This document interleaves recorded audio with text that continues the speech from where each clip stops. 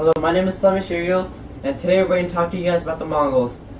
The Mongol Empire, which was from 1206 to 1368, was the largest contiguous land empire in world history, with its only rival in total extent being British Empire. Founded by Genghis Khan in 1206, it encompassed the majority of territories from Southeast Asia to Eastern Europe.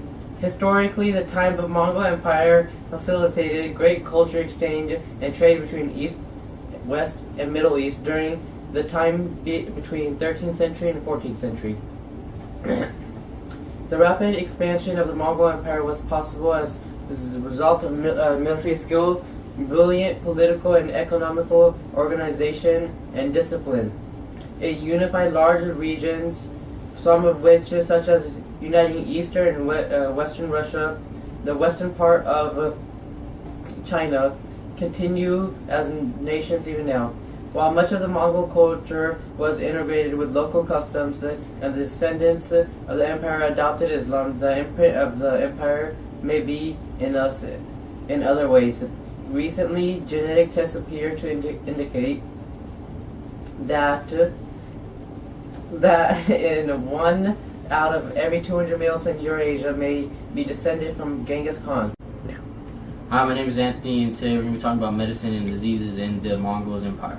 Diseases and sickness were regarded as the result of evil influence and wrongdoing. The common diseases were smallpox, typhoid fever, bubonic plague, and syphilis. The Russian and Chinese doctors cured syphilis and reduced the occurrence of other diseases. Modernization has meant increased access to Western medical facilities. Now, the Mongol women are able to give birth in hospitals, whereas the herders and farmers continue to give birth in their homes. Hi, my name is Enisa, and I'm going to be talking to you guys about the economy of the Mongol Empire. The Mongols no longer concentrate on raising homes, cattle, camels, sheep, and goats. Instead, there is a preference for sheep, which have the highest market value. Mongols continue to hunt a variety of animals: wild antelope, rabbits, pheasants, ducks, foxes, wolves, and marmots. In the mountainous areas, they formerly hunted bears, deer, sable, and emin. In trade, historically, Mongols supplemented their economy by trade and raiding. They never developed a merchant class. On a regular basis, the Mongols traded animals, fur, and hides for game, teeth, silk, cloth, and manufactured items with Chinese and Russian trading companies. The Mongols also traded with each other during the Nadam, which continues to function in the IMR as a trade, marriage, and entertainment fair. Much of the trade of the MPR is with the former USSR and Eastern Europe, whereas the most trade in the IMR is either in other Chinese provinces or with the United States and Japan. Okay, the world impact that Mongols had on Russia was that they basically destroyed Russia and they destroyed Kiev because they wouldn't submit to their powers. And the positive impacts that the Mongols brought to Russia was that they brought new food sources and new animals. For example, like corn, some wheat, and all that. And they brought like animals, including pigs, horses, and all that kind of stuff. Okay, so today I'm going to tell you some fun facts about the Mongols. The Mongols were a high mobile army comprised of entirely cavalry. The Mongols were initially brought to power under Genghis Khan. The empire was divided into 4 khantates, which is groups, or you could say like empires, like different empires.